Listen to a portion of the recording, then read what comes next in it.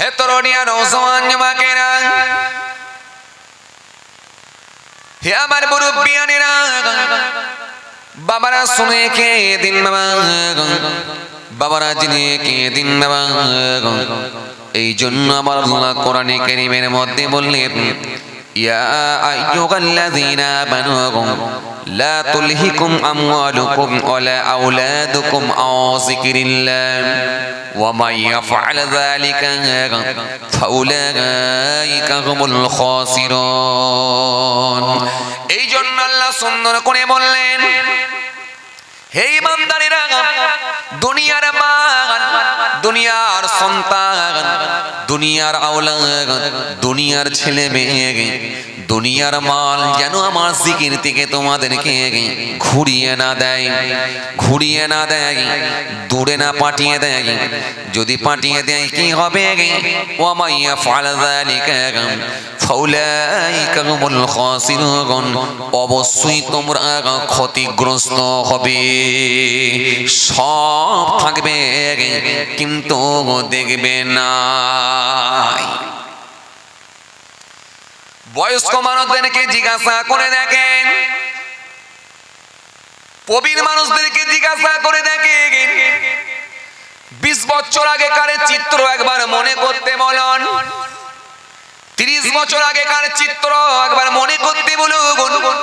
তৎকালীন সময়ে মানুষের পয়সা ছিল না, এত বেশি পয়সা ছিল না, এত সুন্দর সুন্দর বড় বড় কিন্তু বাড়িগুলো ছিল না।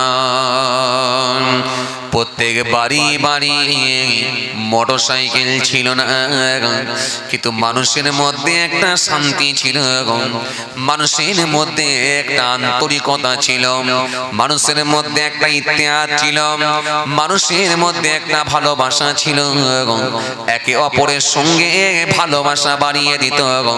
সেই দিকটা কিন্তু তৎকালীন সময়ে ছিল।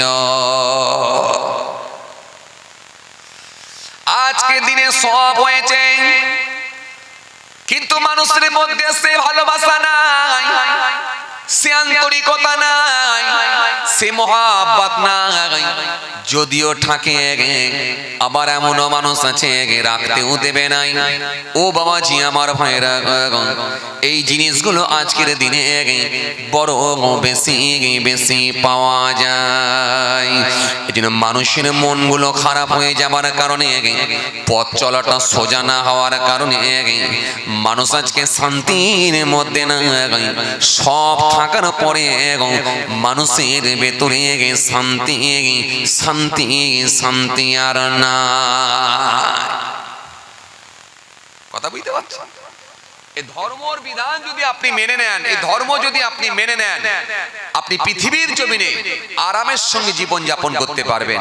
এই জন্য রব্বুল আলামিন আল্লাহ তিনি ধর্ম মেনে নেওয়ার কথা বলেছেন। আল্লাহ বলেছেন, তোমরা আমার আইনকে মেনে নাও, আমার ধর্মকে, ইসলাম ধর্মকে মেনে নাও, আমার আইনকে তোমরা মেনে নাও। কোরআনে কারীমের মধ্যে আল্লাহ রাব্বুল আলামিন বলেছেন। এই জন্য আপনি আমাকে, আপনাকে, আমাকে, আমাদেরকে আল্লাহর বিধান, আল্লাহর হুকুমটাকে পরিপূর্ণভাবে মেনে নিতে হবে। হে তরুণিয়া নওজওয়ান যুবকেরা, হে আমার মুরব্বিয়ানেরা, শুনে রেখে দিন বাবা, আপনি যদি আল্লাহর হুকুমটা পরিপূর্ণভাবে মেনে নিতে পারেন, যদি সেটাকে সিস্টেম ওয়াইজ করে নিতে পারেন, যদি সেটাকে প্র্যাকটিসে পরিণত করে নিতে পারেন, বাবাজি আমার ভাইরা, আপনি যদি 5 ওয়াক্ত নামাজকে, আল্লাহর হুকুমকে, বিধানকে যদি মেনে নেন, এতে আপনার পথ চলা খুব সহজ হয়ে যাবে। যদি আপনি 5 ওয়াক্ত নামাজটাকে যদি আদায় করে নিতে পারেন, ও বাবাজি আমার ভাইরা, ওই নামাজ দেখবেন আপনাকে সমস্ত রকমের অন্যায় কাজ থেকে দূরে রাখবে।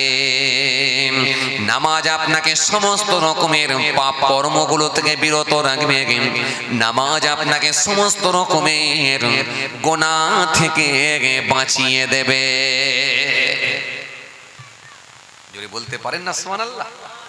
এইজন্য কোরআন স্পষ্ট ঘোষণা দিয়েছে, সুন্দর করে কোরআন জানিয়ে দিয়েছে, ইনতানসুল্লাহ ইয়ানসুরকুম ওয়া ইউসাব্বিত আকদামাকুম, যে ব্যক্তি আমার দ্বীনকে সাহায্য করবে আমি আল্লাহ তাকে সাহায্য করব। ইন্নাস সালাতা তানহা আনিল ফাহশাই ওয়াল মুনকার, নিশ্চয় নামাজ সমস্ত রকমের অশ্লীলতা থেকে, সমস্ত রকমের খারাপ কাজ থেকে মানুষকে দূরে রাখবে। নামাজ আপনাকে সমস্ত রকমের পাপ কর্ম থেকে বাঁচিয়ে দেবে আপনি যদি নামাজটাকে অভ্যাসে পরিণত করে নিতে পারেন। বছরে দুবার করে হয় না, সপ্তাহে একবার করে হলে হয় না, আপনি সেটাকে যদি অভ্যাসে পরিণত করতে পারেন। জোহরের নামাজ আপনি পড়ে নেবেন, জোহরের নামাজ আপনি আদায় করার পরে যখন কোনো অন্যায় কাজের দিকে ধাবিত হবেন আপনার মনের ভেতরে একটা কম্পন শুরু হবে, সামনে আসরের নামাজ, কেমন করে আমি অন্যায় কাজের সঙ্গে সম্পৃক্ত হব। সুতরাং ওই নামাজ দেখবেন আপনাকে বাধা দেবে, নামাজ আপনাকে বাঁচিয়ে দেবে। আসরের নামাজের পরে যখন আপনি কোনো অন্যায় কাজের দিকে ধাবিত হবেন তখনই অটোমেটিকলি আপনার মনটা চেঞ্জ হবে। এই আসরের নামাজ পড়েছি, মাগরিবের নামাজ পড়ব, কেমন করে আমি অন্যায় কাজের দিকে অগ্রসর হব। তখন দেখবেন আপনাকে নামাজ আপনাকে অন্যায় কাজ থেকে বাঁচাবে। সেটা যদি আপনি প্র্যাকটিসে পরিণত করতে পারেন, 2 বছর 4 বছর 5 বছর 10 বছর যখন কন্টিনিউ নামাজ করবেন তখন দেখবেন পথ চলাটা আপনার জন্য খুব সহজ হয়ে যাবে।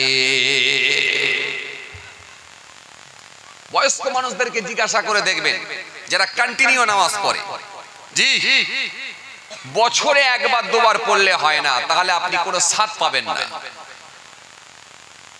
আর এই নামাজ পড়তে পড়তে পড়তে পড়তে দেখবেন অটোমেটিকলি আপনার মন চেঞ্জ হয়ে যাবে, হবেই হবে, হবেই হবে, অটোমেটিকলি আপনি চেঞ্জ হবেন, অটোমেটিকলি আপনি পাল্টে যাবেন, আপনার কথাবার্তা পাল্টে যাবে, আপনার চলন গঠন সবকিছু পাল্টে যাবে, আপনার ভাবনা পাল্টে যাবে, আপনার ব্যবসা করার সিস্টেম পাল্টে যাবে, আপনার হাঁটা পাল্টে যাবে, আপনার খাওয়া পাল্টে যাবে, আপনার লেবাস পোশাক পাল্টে দেবে। সব হলো সালাত, নামাজ। আপনি যদি ঠিকঠাক ভাবে নামাজটা আদায় করেন তখন আপনি মিলিয়ে নিতে পারবেন, অন্যায় কাজগুলো থেকে আপনি বাঁচতে পারবেন।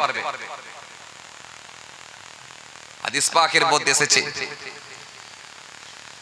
হযরত উমামা থেকে বর্ণিত হাদিস এসেছে, ওয়া নবী উমামা আন্না রাজুলান সাআলা রাসূলুল্লাহ সাল্লাল্লাহু আলাইহি ওয়াসাল্লাম মাল ঈমান ক্বালা ইযা সারাতকা হাসানাতুকা ওয়া সাআতকা সাইয়্যাতুকা ফা আনতা মুমিনুন।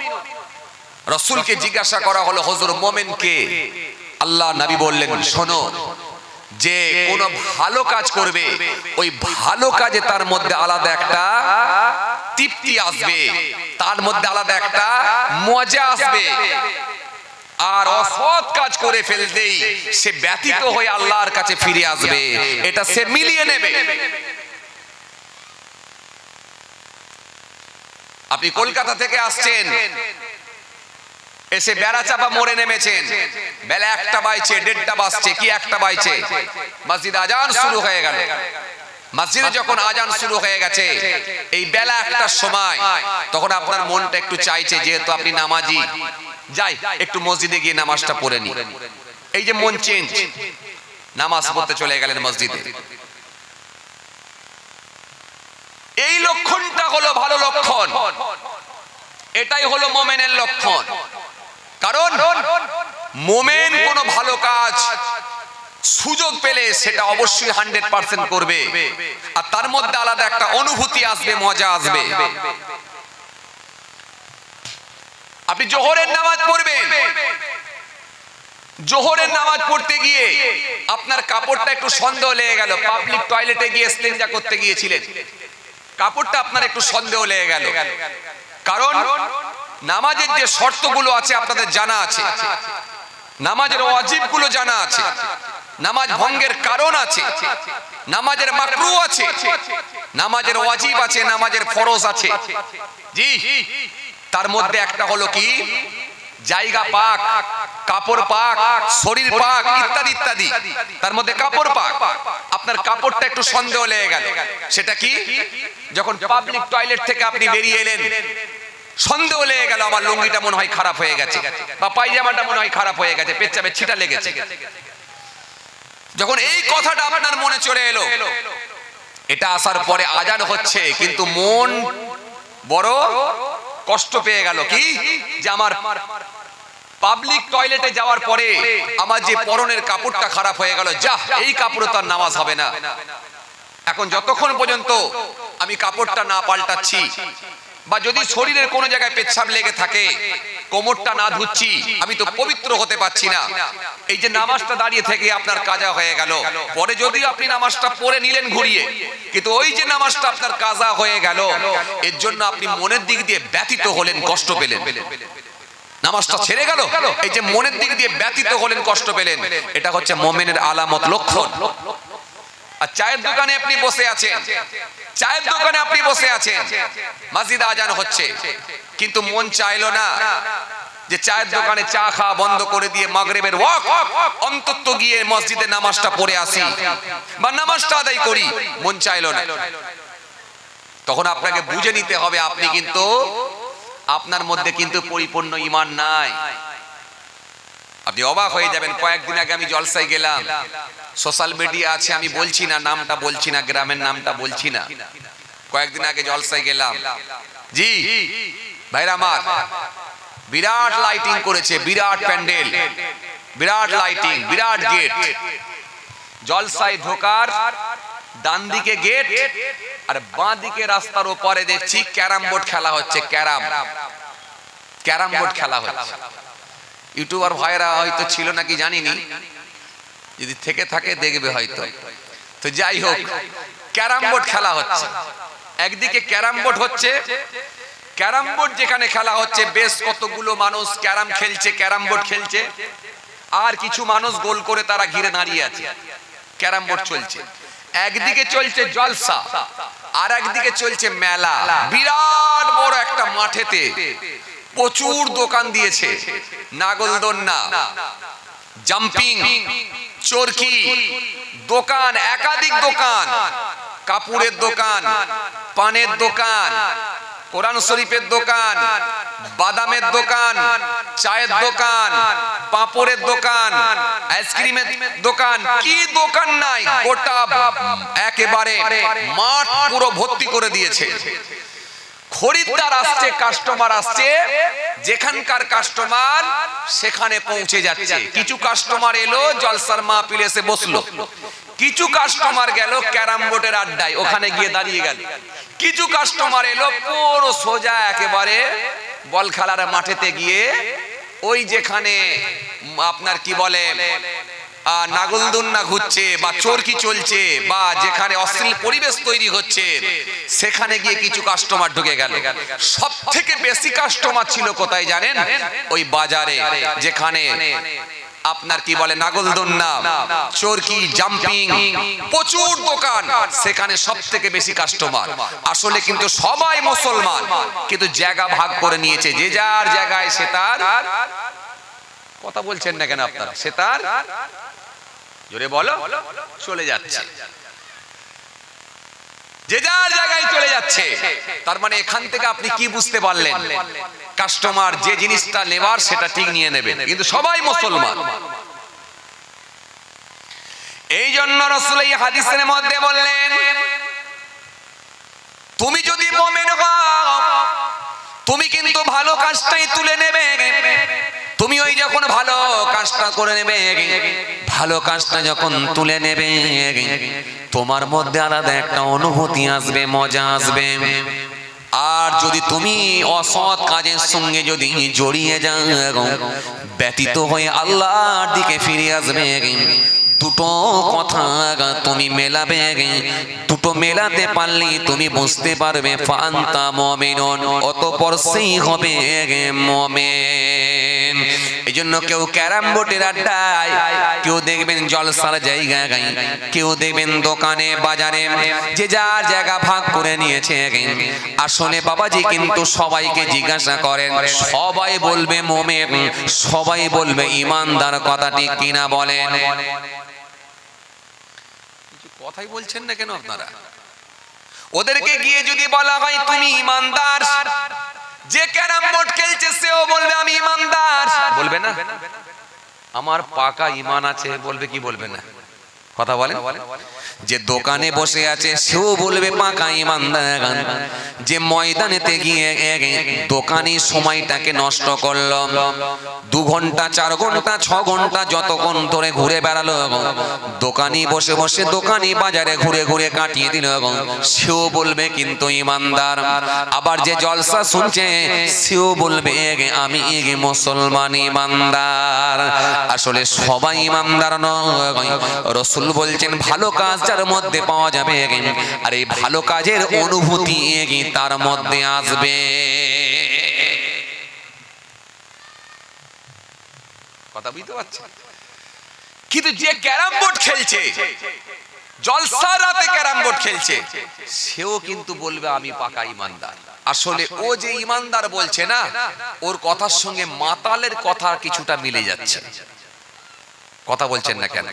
মাঝে মাঝে কিছু মাতাল দেখবেন আপনাদের গ্রামে যখন এসে পৌঁছায়, মাঝে মাঝে কিছু মাতাল দেখবেন যখন এসে পৌঁছায়, এই যে রাস্তার উপর দিয়ে যখন আসবে রাত 12টা 1টা 2টোর সময়, যখন টলতে টলতে টলতে যখন গ্রামের মধ্যে এসে পৌঁছাবে, এসে দেখবেন গ্রামের পরিচিত কিছু, তার এলাকার কিছু পরিচিত কিছু মানুষদের নাম বলবে, নাম বলে বলবে দেখ আমি মাতাল হতে পারি, তোরা যেন আমাকে খারাপ ভাবিসনি, মদ কিন্তু কারোর পয়সাই খাইনি, নিজে ইনকাম করে খায়, সুতরাং মাতাল আমি হতে পারি কিন্তু ঈমান আমার পাকা।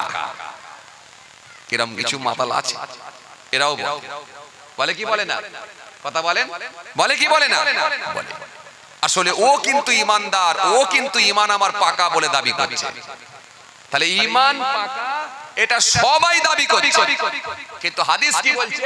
রাসূল বলছেন না, যে মুমিন হবে, যে ঈমানদার হবে, তার ভালো কাজের আর মধ্যে একটা আলাদা অনুভূতি আসবে, মজা আসবে, আর অসৎ কাজে সে ব্যতীত হবে, দুটো কথা মেলাবে। ফাআনতা মুমিনুন, অতঃপর সে হবে একজন মুমিন, সে হবে একজন মুমিন। কে? রাসূল বলছেন সেই হবে মুমিন কে? যার মধ্যে এই দুটো লক্ষণ বোঝা যাবে, এই দুটো লক্ষণ পাওয়া যাবে, কিন্তু সবাই ঈমানদার নয়। এইজন্য রাসূল করিম সাল্লাল্লাহু আলাইহি সাল্লাম তিনি হাদিস দিয়েছেন, আল্লাহ কোরআনে কারীমের মধ্যে স্পষ্ট ঘোষণা দিয়েছেন, ইন্নামা ইউরিদুশ শাইতানু আন ইউকিয়া বাইনাকুমুল আদাওয়াতা ওয়াল বাগদা ফিল খামরি ওয়াল বাগদা ফিল খামরি ওয়াল মাইসির ওয়া ইয়াসাদদুকুম আন যিকরিল্লাহ ওয়া আনিস সালাওয়াত ফাহাল আনতুম মুনতাহুন। আল্লাহ কোরআনে কারীমের মধ্যে স্পষ্ট ঘোষণা দিয়ে বললেন, ইন্নামা ইউরিদুশ শাইতানু আন ইউকিয়া বাইনাকুমুল আদাওয়াতা ওয়াল বাগদা ফিল খামরি ওয়াল মাইসির। আল্লাহ সুন্দর করে বললেন, নিশ্চয় মদ আর নিশ্চয় শয়তান মদ আর জুয়া দ্বারাই মানুষের মধ্যে শত্রুতা বিদ্বেষ সঞ্চার করতে চায়। আল্লাহ কোরআনে কারীমের মধ্যে বললেন, নিশ্চয় শয়তান মদ আর জুয়া দ্বারা মানুষের মধ্যে বিদ্বেষ সঞ্চার ঘটাতে চায়। এরপর আল্লাহ রাব্বুল আলামিন কি বললেন? সুন্দর করে আল্লাহ পাক কোরআনে কারীমের মধ্যে বললেন, সুন্দর করে আমার আল্লাহ বললেন, কি বললেন? ওয়াসাদদুকুম আন যিকরিল্লাহ ওয়া আনিস সালাওয়াত ওয়া আনিস সালাত ফাহাল আনতুম মুনতাকুন ওয়া আনিস সালাত ফাহাল আনতুম মুনতাকুন। আল্লাহ কোরআনে কারীমের মধ্যে পরে কি বললেন? যে তারা এই মদ আর জুয়া দ্বারা শয়তান বিদ্বেষ সঞ্চার ঘটিয়ে তারা আমার জিকির থেকে, নামাজ থেকে মানুষকে মুখ ফিরিয়ে নিতে চায়, ঘুরিয়ে নিতে চায়। আল্লাহ বলছে ফাহাল আনতুম মুনতাহুন, তোমরা কি তা থেকে বিরত থাকবে না? তোমরা কি তা থেকে দূরে থাকবে না? কোরআন আপনাকে সব শিখিয়ে দিয়েছেন, সব বলে দিয়েছেন। বড় আফসোস, এত জলসা হওয়ার পরে, এত মাহফিল দেওয়ার পরে মুসলমানের ছেলেদেরকে এখনো পর্যন্ত ঢোল গান বাজনা বাজিয়ে মদ খেয়ে তাদেরকে এখনো পর্যন্ত পিকনিক করতে হয়। আফসোস, অন্য কিছু না। এই জন্য বাবাজি আমার ভাইরা, রাসূল করিম সাল্লাল্লাহু আলাইহি ওয়াসাল্লাম বললেন, সবার সঙ্গে তোমরা মিশবে না। কার সঙ্গে মিশবে মান আহাব্বা লিল্লাহি ওয়া গাদাা লিল্লাহি ওয়া আতা লিল্লাহি ওয়া মানা লিল্লাহি ফাকাদ ইসতাকমালাল ঈমান। আল্লাহ নবী সুন্দর করে বললেন, বন্ধুত্ব যদি কারোর সঙ্গে করতে হয়, ভালোবাসা যদি কারোর সঙ্গে তৈরি করতে হয়, মনে রেখো আমি রাসূল বলি বন্ধুত্ব হবে আল্লাহর জন্য। এমন একজন মানুষের সঙ্গে ওঠা বসা করবে যে মানুষটার কানেকশন, যোগাযোগ, সম্পর্ক স্বয়ং আল্লাহর সঙ্গে হয়ে গেছে। মাইক একদম ভালো হয় না, প্রেসার দিতে হচ্ছে, প্রচুর প্রেসার দিতে হচ্ছে। একটু এটাকে কমান, একটু আপনার কি বলে মিক্সচারটাকে কমিয়ে দেন, একটু বাইরের টোনটা দেন, মেশিনের টোনটা দেন। আমি খুব প্রেসার দিয়ে আওয়াজ বার করছি, কষ্ট হচ্ছে। আমি এমনি খুব বেশি চেঁচাই না। ও আপনি তো পুরানো লোক গো, এ তো চেনা লোক। আসলে এক একটা বক্তা এত চিৎকার মেরে ওয়াজ করে না, সব কমিয়ে দিচ্ছে ভয়। আমি খুব বেশি চিল্লাইনি। আসেন খেয়াল করেন বাবাজি, যে কথা বোঝাতে চাইছিলাম, রাসূলুল্লাহ কি বললেন সুন্দর করে আমার নবী জানালেন। এই তো কত সুন্দর হচ্ছে, সুন্দর করে আমার নবী বললেন বন্ধুত্ব হবে আল্লাহর জন্য। তোমরা এমন মানুষের সঙ্গে বন্ধুত্ব তৈরি করো, এমন মানুষের সঙ্গে তোমরা বন্ধুত্ব স্থাপন করো যে মানুষটার সম্পর্ক, কানেকশন, যোগাযোগ আল্লাহর সঙ্গে হয়ে গেছে। চোরে বলতে পারেননি শরীর খারাপ নাকি আপনাদের? বলছি শরীর খারাপ নাকি? নাকি না দিনের বেলা রোজা ছিলেন? নাকি না শুধুমাত্র নিয়ম মেনটেন করতে এসেছেন? না, একটু দরুদ শরীফ পড়বেন, পড়লে লস নেই, লাভ আছে। হাদিস পাকের মধ্যে এসেছে একবার দরুদ শরীফ পড়লে আমার আল্লাহ তার উপরে 10টা করুণা, 10টা রহমত বর্ষণ করে। মান সাল্লা আলাইহি ওয়াহিদাতান সাল্লাল্লাহু আলাইহি আশারা, যে ব্যক্তি আমার উপরে একবার দরুদ শরীফ পড়ে, আমার নবী বলছে আল্লাহ তার উপরে খুশি হয়ে গিয়ে 10টা করুণা, 10টা রহমত বর্ষণ করে থাকেন। জোরে বলতে পারেন না? আরো জোরে হয় না? এই জন্য সুবহানাল্লাহ বলবেন, দরুদ শরীফ পড়বেন, এতে কোনো লস নাই, এতে লাভ আছে।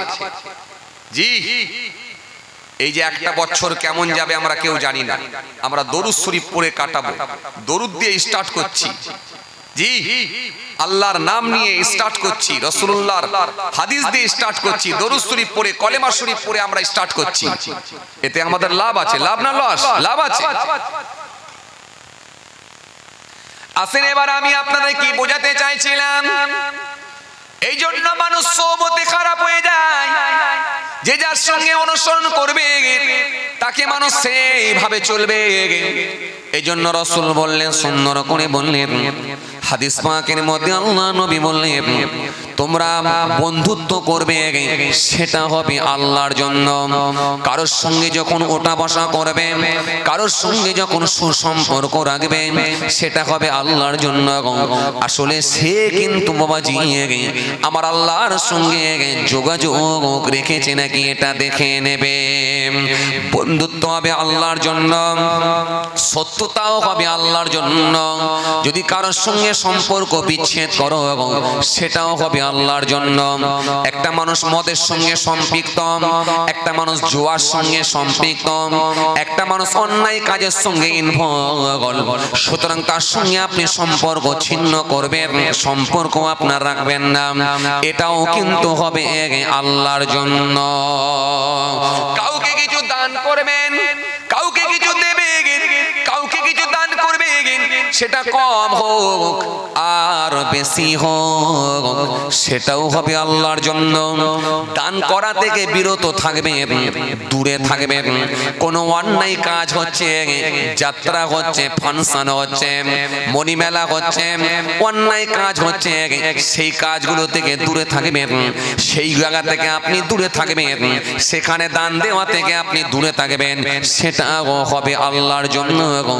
যদি আপনি এইভাবে চলতে পারেন তবেই মনে রাখবেন আপনি একজন প্রকৃত ঈমানদার।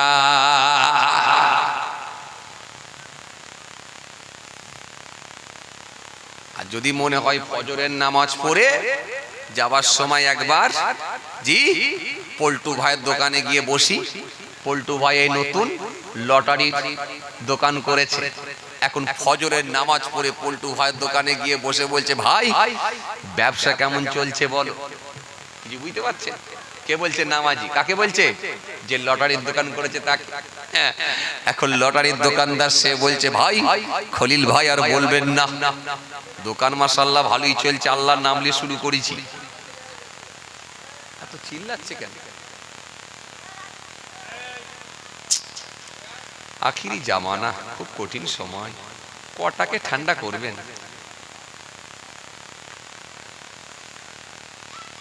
ওই জন্য মাঝে মাঝে বলছি জলসা একটু কমিয়ে দেন। খুব বেশি জলসা দেওয়ার দরকার নাই। কেন বেশি জলসা দেবেন, বেশি বক্তারা মারপিট করবে। মারপিট করা বক্তা দেখছিলেন আপনারা? এই কথা কিছু বোঝেন না। বলছি মারপিট করা বক্তা দেখেছেন? কোথা থাকেন আপনারা? খালি কাটারিটা নিয়ে যদি উঠতো ঝামেলা মিটিয়ে যেত।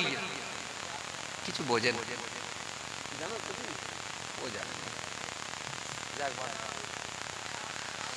জলসা একটু কমিয়ে দেন। আদব কায়দা, শিষ্টাচার, আন্তরিকতা, ভালোবাসা, সিস্টেমটা নবিয়ানা নাকশালি আসার চেষ্টা করেন। দরকার হলে জলসা একটু কমিয়ে দেন, আপত্তি নেই। 5 ওয়াক্ত নামাজি হয়ে যান। 1 ওয়াক্ত নামাজ যদি বাই চান্স কাজা হয়ে যায়, সেটাকে ঘুরিয়ে পড়ে নেন, ছেড়ে দেবেন না। হকের পথে থাকেন, হারাম খাদ্য থেকে দূরে থাকেন, ইনশাআল্লাহ কাজ হবে।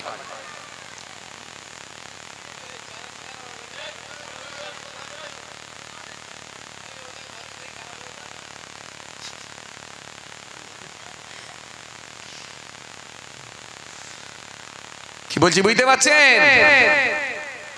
আর কি হবে খামাখাই?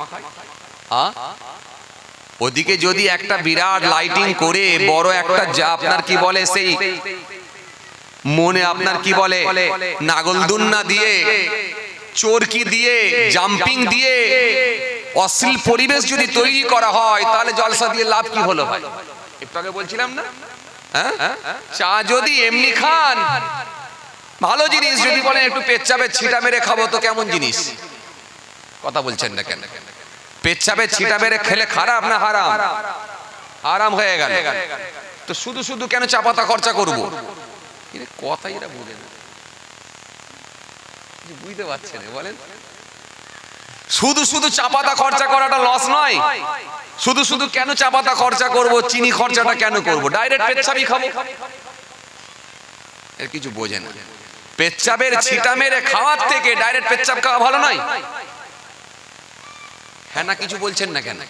পেচ্ছাপের ছিটা মেরে হালাল জিনিসকে হারাম করে খাওয়ার থেকে ডাইরেক্ট হারাম খাওয়াই তো ভালো। শুধু হাসছে, হ্যাঁ না কিছু বলছেন না কেন? ঠিক না ভুল কিছু একটা বলেন? হ্যাঁ, তো পেচ্ছাপের ছিটা মেরে যদি খাওয়া হয়, সে দুধের ওপরে হোক আর চায়ের ওপরে হোক, সেটা তো হারাম হবে। তার থেকে সরাসরি যদি পেচ্ছাপ খাওয়া হয়, তাহলে হারাম খাওয়া হলো। তাহলে চা পাতাটা লস হলো না, আর চিনিটা লস হলো। সেই যখন ফাংশন বন্ধ করেছেন, সেই যখন যাত্রা বন্ধ করেছেন, সেই যখন আপনার কি বলে মণিমেলা বন্ধ করেছেন, তাহলে জলসাকে সামনে রেখে নাগলদুন্না দিয়ে, চোরকি দিয়ে বাজার বসিয়ে অশ্লীল পরিবেশ তৈরি করার, সেটাও তো নোংরামো বাড়িয়ে দিয়ে জাহান্নামের রাস্তা ক্লিয়ার করেছেন। তাহলে এই হারাম কাজ যখন করবোই, তাহলে জলসা দিয়ে করব কেন? ডাইরেক্ট ফাংশন দিয়ে পেচ্ছাপ খেয়া ভালো। কথা বলছেন না কেন? শুধু শুধু চা পাতা খরচা কেন করবো? এই লোকগুলো কি বলো দেখি। এই যে আমি বলছিলাম না, সব মন টন শুকিয়ে গেছে এদের। কি 24 সাল কাটাবে? খালি চিন্তা করছে এনআরসি হবে নাকি।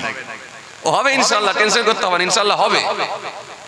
বলি এত ভাবছেন কেন? ইনশাল্লাহ হবে, চিন্তা করছেন কেন?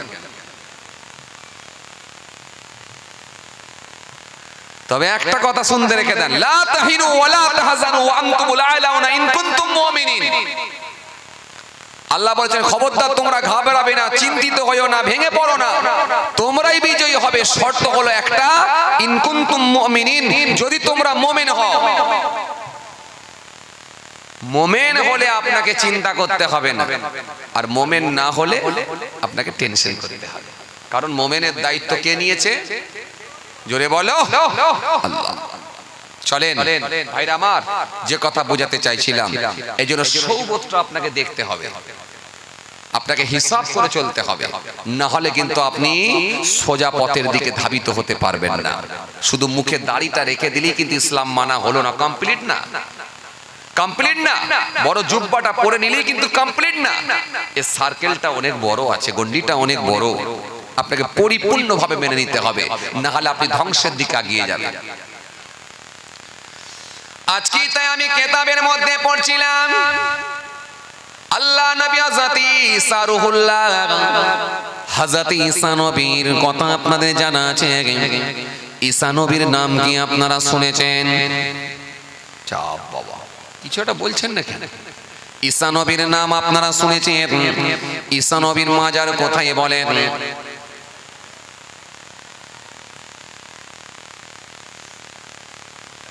ঈসা নবীর মাজার ফিলিস্তিন।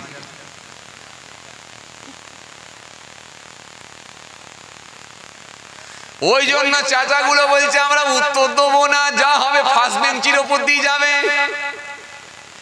এই কথা বলে না কেন? ওই জন্য পেছন দিকের চাচা কোনো উত্তরই দেয় না, নাকি না ঠান্ডা লেগেছে চাচা উঠে পড়ছে, উঁচু হয়ে বসেছে, মানে প্রচুর ঠান্ডা লাগছে। আমি বুঝতেই পারছি প্রচুর ঠান্ডা লাগছে। এখন নিচে খড় বিছিয়েছো? খড় বিছাওনি? হায় হায় হায়, তুমি কি শুনুনি গদির উপরে তক্ত বস? গদির উপরে তক্ত বস শুনুনি? একটু খড়টর বিছিয়ে দিতে হবে তো, এত ঠান্ডায় হয়? হ্যাঁ, আমাদের কি ঠান্ডা লাগছে, আর বুড়ো লোকেদের ঠান্ডা লাগবে না? যাক যাক যাক, ঈসা আসলামের কথা বলছিলাম, তাই তো নাকি? তাহলে আর বলবো না, না না না, আর বলা যাবে না, চাঁদা পত্রর ব্যাপার আছে। না না, ঠান্ডায় উড়ে যাচ্ছে সব। না না, হ্যাঁ ঠান্ডায় জড়া হয়ে যাচ্ছে। কি চাচা ঠান্ডা লাগে না? একবার তাকবীর দেন, নারে তাকবীর। হ্যাঁ, শেষকালে গোলমাল করে ঈসা নবীর মাজার বলছে ফিলিস্তিন। কথা বুঝতে পারছেন?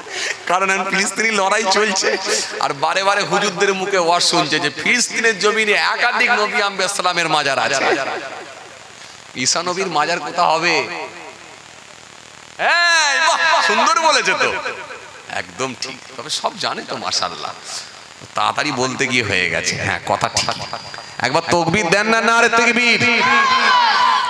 এই পেছন দিকের লোকগুলো তাকবীরও দেবেন না, সামনের লোকের আশা করছেন, যা হবে ওদের উপর দিয়ে চালাবেন।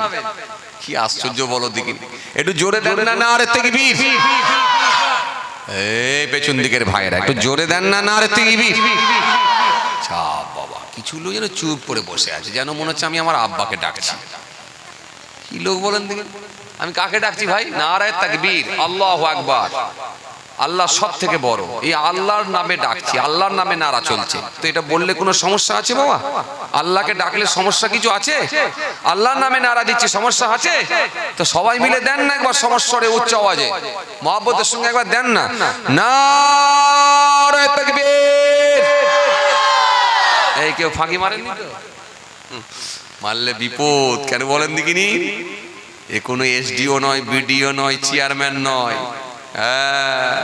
কোন নেতা নয়, এমএলএ নয়, এমপি নয়, জমিন আসমানের মালিক, সারা পৃথিবীর মালিক, সবের মালিক, যিনি ভিতরের কথা শুনতে পান, মনের কথা যিনি জানতে পারেন, মনের ভেতরের কথা, মনের কথা, মনটা আপনার কি বলছে সেই খবরটা পর্যন্ত যিনি রাখে। জোরে বলবেন না, আরো জোরে বলবেন না। তিনাকে ডাকছি। কে? আল্লাযী জাআলা লাকুমুল আরদা ফিরাশাও ওয়াস সামাআ বিনাআ ওয়া আনজালা মিনাস সামাই মাআন ফাআখরাজা বিহি মিনাস সামারাতি রিজকান লাকুম ফালা তাজআলু লিল্লাহি আমদাদা ওয়া আনতুম তা'লামুন। সেই আল্লাহকে ডাকছি, একটু সবাই মিলে আওয়াজ করে দেন না, নারে তাকবীর। পেছন দিকে কেউ ফাঁকি মারবেন না, সবাই মিলে দেন। ফাঁকি মারলে নিজেদের লস, আমার আল্লাহর কোনো ক্ষতি নাই, আমাদের নিজেদের ক্ষতি হয়ে যাবে। সকালবেলা ঘুম থেকে উঠলে ডান দিকে জিভ ঘুরিয়ে দিতে পারে, বাঁ দিকে ঠোঁট ঘুরাতে পারে, বান্দাকে উঠাতে পারে, পারে কি পারে না? ছোট্ট একটা মিনি স্ট্রোক দিতে পারে কি পারে না? ছোট্ট একটা প্যারালাইসিস দিতে পারে কি পারে না? আল্লাহ করে দিতে পারে অচল। চলে সেই আল্লাহকে ডাকছি, সবাই মিলে একবার দেন, কেউ ফাঁকি মারবেন না, একবার আওয়াজ দেন, নারে তাকবীর। আরো জোরে দেন, নারে তাকবীর। সিলসিলা মুজাদ্দিদ জামাত, দাদা পীরের হক সিলসিলা, দাদা পীরের হক সিলসিলা, যাদবপুর গ্রামের বাৎসরিক সালে সওয়াব। নারে তাকবীর। যদি এক ফোঁটার কত থাকে দেখে, তব সঙ্গম চলবই ন্যায়ের পতি। যদি এক ফোঁটার কত থাকে দেখে, তব সঙ্গম চলবই ন্যায়ের পতি। আমি হুসাইনি বলে কি যাইনি, বলওয়ান নাই থেকে ওই দূরে চলো। আমি হুসাইনি বলে কি যাইনি, বলওয়ান নাই থেকে ওই দূরে চলো। আল্লাহুম্মা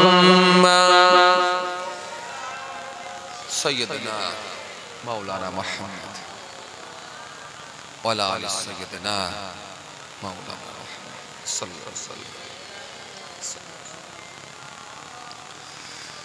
যদি এক ফোঁটার কত থাকে দেখে, তব সঙ্গম চলবই ন্যায়ের পতি।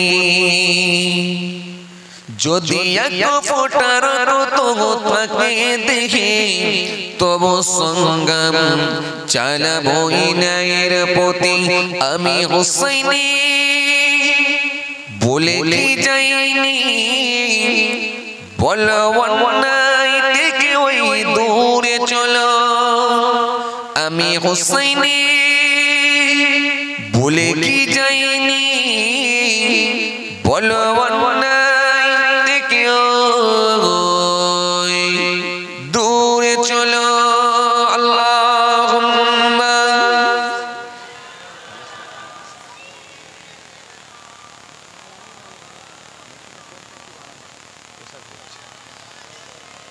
সাইয়্যিদনা মাওলানা মুহাম্মদ সাল্লাল্লাহু আলাইহি ওয়াসাল্লাম। শুধু গোসজিনা বাড়ছে যত, কোরআনের সুর তোলো তত। আমি কাজী নজরুলের মতো ধরব কলম, সমস্ত অন্যায়ের বিরুদ্ধে। আমি তার মতো চালাবো কলমের গতি, যে গতি আমাকে কে থামাবে। আমি দূরে ঠেলে দেব মদ জোয়া সুদ গোস, যদি যুবকরা এখন। আমি হুসাইনি বলে কি যাইনি, বলওয়ান নাই থেকে ওই দূরে চলো। আমি হুসাইনি বলে কি যাইনি, বলওয়ান নাই থেকে ওই দূরে চলো। আল্লাহুম্মা মিক্সচার বাড়িয়ে দিয়েছেন না, মিক্সচার বাড়ানো আছে না। ওয়ালা আলি সাইয়্যিদনা মাওলানা মুহাম্মদ। কষ্ট হচ্ছে। সাল্লাল্লাহু আলাইহি ওয়াসাল্লাম।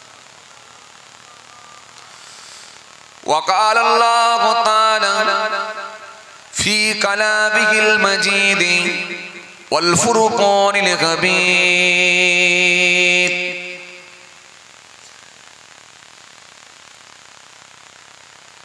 إن الله يأمركم أن تؤدوا الأمانات إلى أهلها وإذا حكمتم بين الناس أن تحكموا بالعدل ইন্নাল্লাহা নি'মা ইয়া'iযুকুম বিহি ইন্নাল্লাহা কানা সামিয়াম বাসীরা।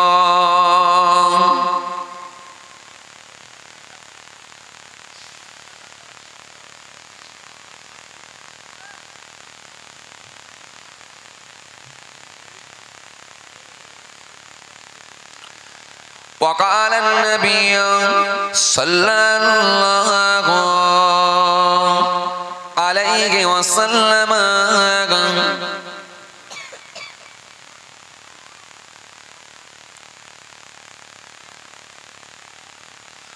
لا يؤمن أحدكم حتى يكون أحب إليه من والده وولده والناس أجمعين.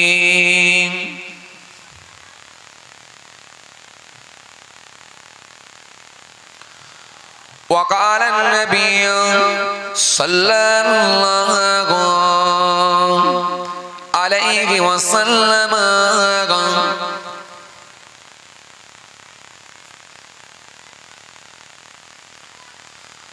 وعن أبي هريرة رضي الله تعالى عنه قال كان رسول الله صلى الله عليه وسلم إذا لبس قميصا بدعا بما يبينه إلى آخر الحديث أو كما